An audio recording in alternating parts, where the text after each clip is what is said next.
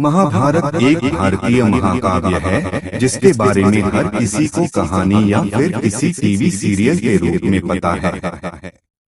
जिन्होंने इसे नहीं पढ़ा उनको एक बार जरूर इसे पढ़ना भी चाहिए। इसमें कई दिलचस्प किस्से हैं।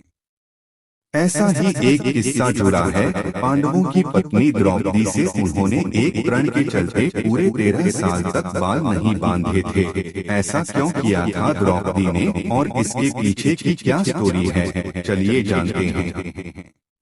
इसकी शुरुआत हुई पांडवों और कौरवों के बीच एक पासे के खेल से। इसमें युधिष्ठिर ने अपने भाइयों और उनकी पत्नी द्रौपदी पर दांव खेला।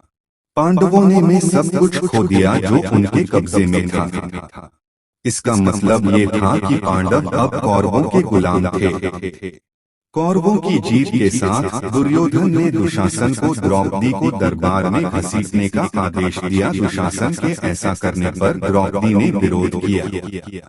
दुशासन याचना करती हुई द्रौपदी के बालों को पकड़ा और उसे घसीटते हुए राजदरबार में ले गया। ये भी कहा जाता है कि उस समय द्रौपदी रजस्वला थी। अपमान को और बढ़ाने के लिए उसने शाही दरबार के सामने उसको निर्वस्त्र करना शुरू कर दिया।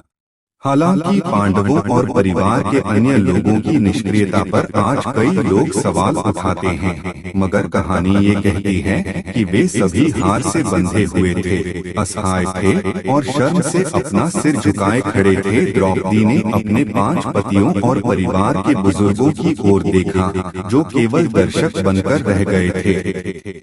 उसने न्याय के लिए खड़े न होने के लिए भीख मांगी, अनुरोध किया और सबको फटकार लगाई, लेकिन कोई भी उसके बचाव में नहीं आया।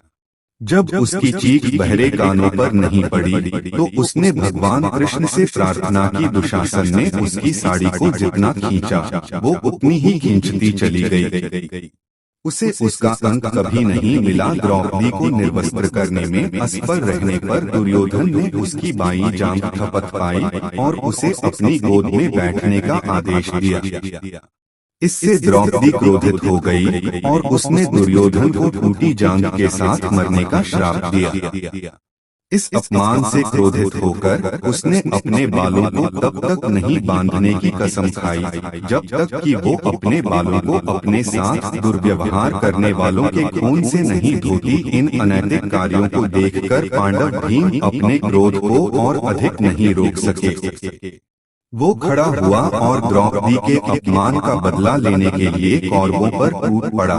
बाद में युद्ध में भीम ने दुशासन की हत्या करके द्रौपदी के अपमान का बदला लिया।